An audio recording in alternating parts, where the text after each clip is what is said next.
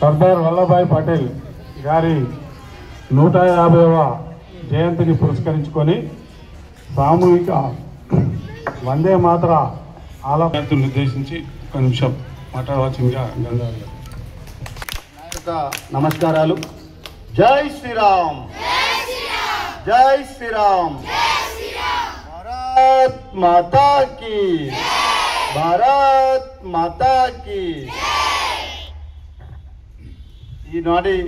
ఈరోజు కార్యక్రమం ఏమిటంటే సర్దార్ వల్లభాయ్ పటేల్ గారి జయంతి సందర్భంగా 150వ సంవత్సరం సందర్భంగా వందే మాతర గీతాన్ని మన పాఠశాలలో నిర్వహించడానికి మా యొక్క ఇన్ఛార్జ్ అయిన కందుల సందరాణి గారు, మహిళా కమిటీ సభ్యులు, కార్యదర్శులు అలాగే ధన్యవాదాలు తెలుపుతూ ఇప్పుడు మాతరం మాతరం ధన్యవాదాలు.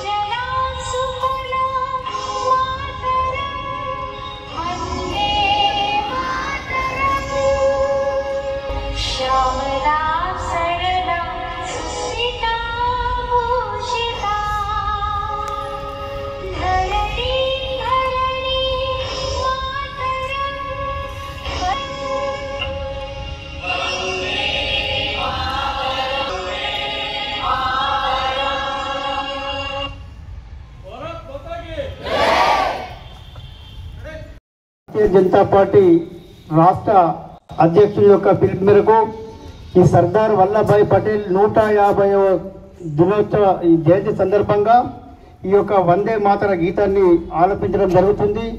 ఇది బంకిం చటర్జీ గారు ఈ యొక్క దాన్ని రచించినారు. వీరు అప్పట్లో బ్రిటిష్ వాళ్లకు వ్యతిరేకంగా అన్ని ఉద్యమాలు చేసినటువంటి ఈ యొక్క స్వాతంత్ర సమరయోధులు అందరూ కలుపుకొని ఈ యొక్క వందే మాతర గీతాన్ని ఆలపించడం జరిగింది. ఈ యొక్క సర్దార్ వల్లభాయ్ పటేల్ జయంతి సందర్భంగా మీకు నేను ప్రత్యేక కృతజ్ఞతలు తెలియజేస్తున్నాను. ఈ యొక్క సర్దార్ వల్లభాయ్ పటేల్ ఈ నైజాం ప్రభుత్వం నుంచి ఏదైతే మనకు ఈ స్వతంత్రం కల్పించిండు కాబట్టి మనం ఇలా ప్రశాంతంగా ఉండగలుగుతున్నాం. అంతకుముందు ఏదైతే ఈ యొక్క 500 సంస్థానాలు ఏవైతే ఉన్నాయో అవన్నీ కూడా భారతదేశంలో విలీనం చేయడం జరిగింది వీరి ఆధ్వర్యంలో. అంతకుముందున్న యొక్క మనకు నైజాం ఏదైతే ప్రభుత్వం అప్పుడు మనకు ఎంత అన్యాయాలు జరిగినాయి, అక్రమాలు జరిగినాయి, ఇవన్నీ మీకు అందరికీ తెలుసు. ఈ వందే మాతరం జయంతి అందరూ కూడా ఈ భారత ప్రధాని మన నరేంద్ర మోడీ గారు దేశం అంతటా ఈ యొక్క వందే మాతర గీతాన్ని ఆలపించాలని ఈ యొక్క 150 సంవత్సరాలు అయింది కాబట్టి దాన్ని మనం ప్రత్యేకంగా ప్రజలందరికీ గుర్తు చేసుకోవాలని అందరం కూడా దీన్ని ఆలపించాలని ఇన్స్ట్రక్షన్ ఇవ్వడం జరిగింది. అందుకోసమని ఈ యొక్క భారతదేశం అంతటా కూడా ప్రతి స్కూల్లో కానీ 100 మంది కూడిన స్కూళ్ళు కాకుండా కూడా కూడలిలల్లా ఎక్కడన్నా అక్కడ 100 మంది జమ అయితే మనం వందే మాతరం గీతాన్ని పాడిపియాలని చెప్పి ఆలపించాలని చెప్పి ఈ యొక్క ఇన్స్ట్రక్షన్ ఇవ్వడం జరిగింది. మీ అందరు కూడా గంగాధర్ గారికి హృదయపూర్వకంగా శిరస్సు వంచి నమస్కారాలు తెలియజేస్తా ఉన్నాను.